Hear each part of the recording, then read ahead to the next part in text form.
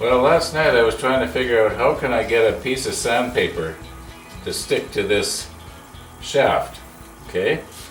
So that I can slip one of the pen blanks over and just sort of sand back and forth and enlarge the hole. And the answer was within arm's reach of where I'm standing right now. Well, almost arm's reach.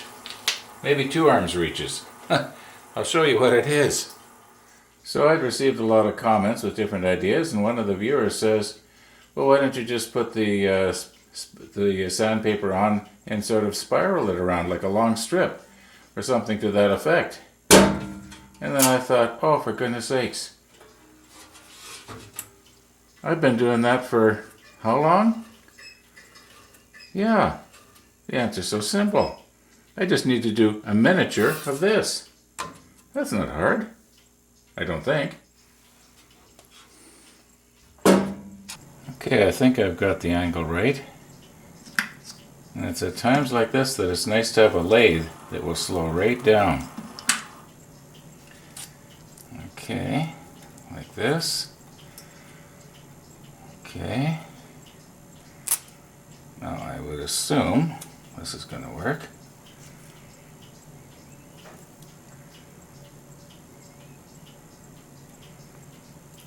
Here we go again.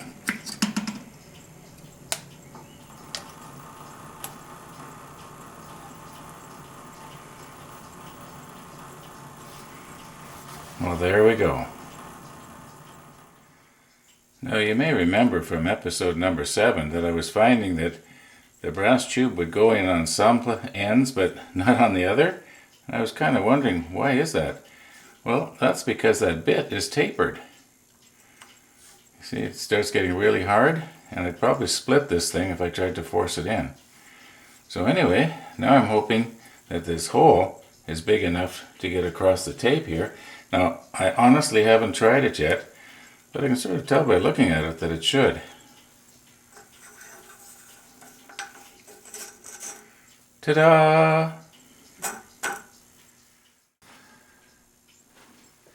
Now I took this off and I retested it to see which end was the tight end, and it's this end, so I marked it.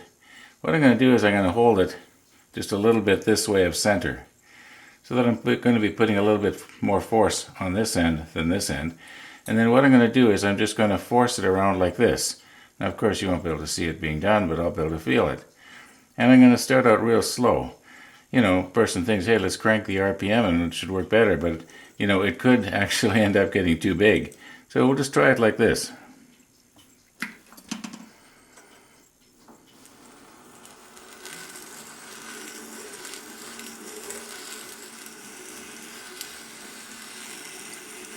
Okay, just for the fun of it, we'll try that now.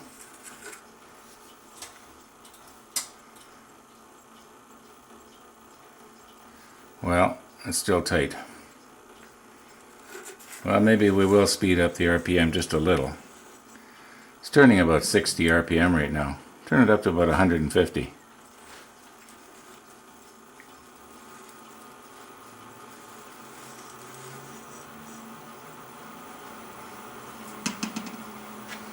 Well, that's 190.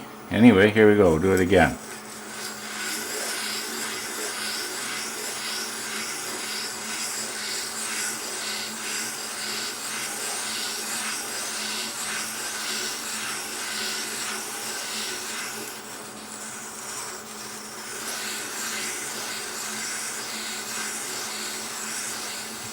Okay, we'll check that. Yeah, it's getting there.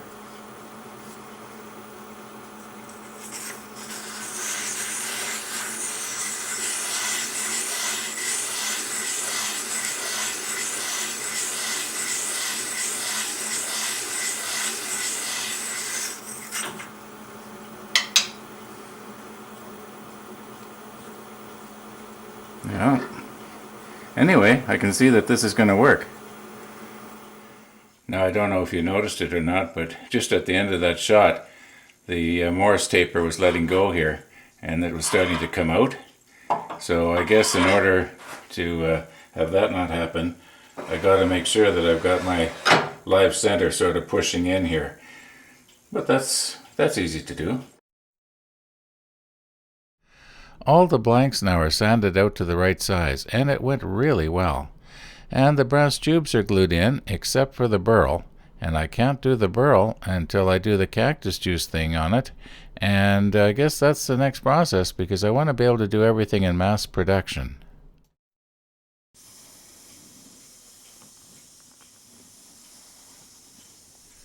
Now somebody came up with the smart idea, why don't you drill a hole in something and measure the hole? Haha, yeah, why didn't I think of that one? Anyway, thank you very much to that viewer. That's what I'm going to do here. At first I was going to do it with wood, and then I realized, well, no, wood has a tendency to sort of close in over afterwards. I know that sounds funny, but it does. Whereas steel, it should stay pretty much the same. So I'm going to sacrifice an inch of steel here. Now this is just mild steel. It's real easy to drill through.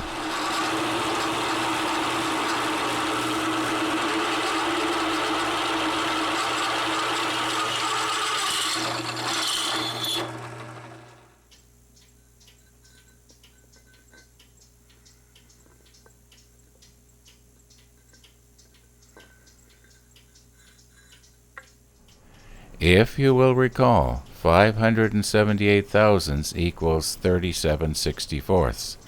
Or, to be more accurate, it was 578.2 something something.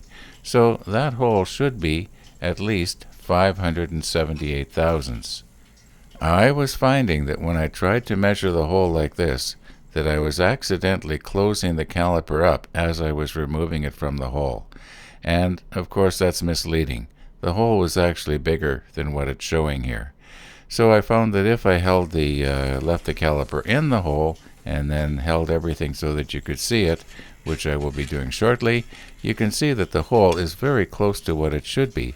And that is because I had run the bit down through the hole probably half an inch or more, and as you know from previous episodes, I found that the bit did widen out as it went. Yeah, and I guess it reamed the hole out to almost the right size. Now, this is just my opinion, but I am convinced that the kit should have called for a larger size bit than 37/64. I don't know what the next size up would be, but I think the next size up would have been just perfect when drilling through wood, because as I've mentioned, the hole that you drill through wood seems to get a little smaller after you've drilled it out. Strange but true. Now just a quick side note here, and I'll try and be quick. Got an email this morning from William Woodwright, and Bill at William Woodwright, I guess that's where the William comes from, he said, I'm sending you another bit.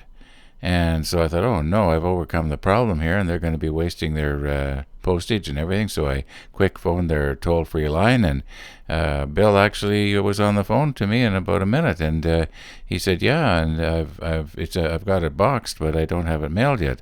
So I told him, I said, save your postage because I've overcome the problem. Anyway, I thought I'd just throw that in. That's the kind of service you get from those guys. If you live in Canada, try them out. Well, I've wasted enough time trying to get those holes the right size, and the problem is resolved. Normally, I would use this little tray for blanks this size, because it's fairly easy to carry this little tray without spilling it and still have the cactus juice completely cover the blank. However, this blank here is a lot bigger. That means I'm going to have the tray just about right full, and for sure I'm going to be spilling it. And I found that I can use this little tin. Just put these in here. And I'll use this as a weight. You recall that I've discovered that this cactus juice is not corrosive. So that'll just hold it, hold the blanks down so they don't float to the top. This cactus juice, by the way, you can reuse it. This is cactus juice that I've poured back. So I'm just going to fill it up pretty much right to the top. Okay. And I'm putting it into this ice cream pail because I know that once the vacuum comes on, it's going to bubble up and flow over, and it's easier to clean this ice cream pail than it is this thing here. So anyway, not going to go into a lot of detail of how this works, but I'm going to tell you about a link later where you can actually see it being done. I've done it about a year and a half or so ago, and I did go into detail. So let's just get this show on the road here.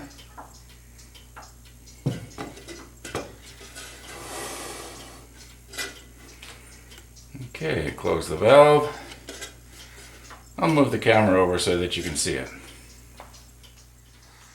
Now I realize that you can't see them really good, but try and watch the air come out of those little blanks as soon as I turn the vacuum pump on.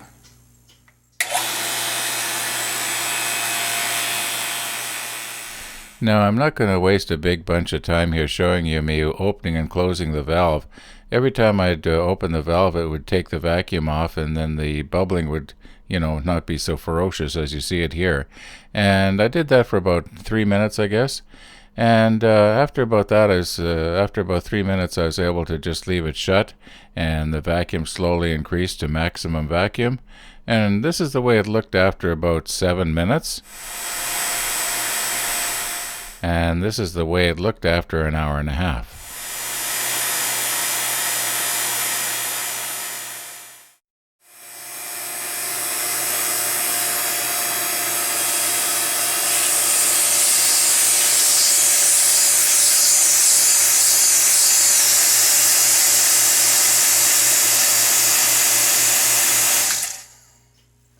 Well, that was about 2 hours and 25 minutes. And I know what you're thinking. You're thinking, how could those bubbles, or that much air, be possibly coming out of those little blanks? It just went and went and went. Well, what you got to remember is that those little bubbles were actually microscopic in size, and they were entering into what you might say is almost a near perfect vacuum. Now, it'd sort of be like a cubic inch of air being taken into outer space. Who knows? It might expand into a cubic mile. I don't know. There's probably a limit, but I don't see why not. Now, most people quit at this point, and they'll just let it soak at atmospheric pressure for, I don't know, maybe even overnight, and let the cactus juice, sort of absorb into all the pores. Because right now, theoretically, there shouldn't be any air inside the blanks, to keep the cactus juice out. So I like to go one step further yet, because I can.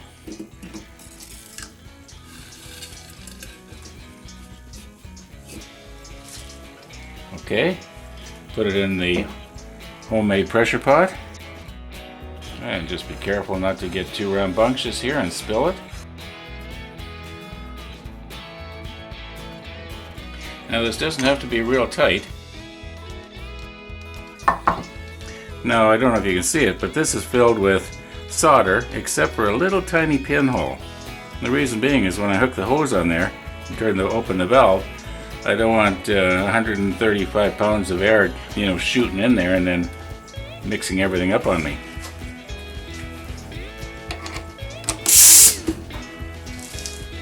Okay, watch the pressure gauge.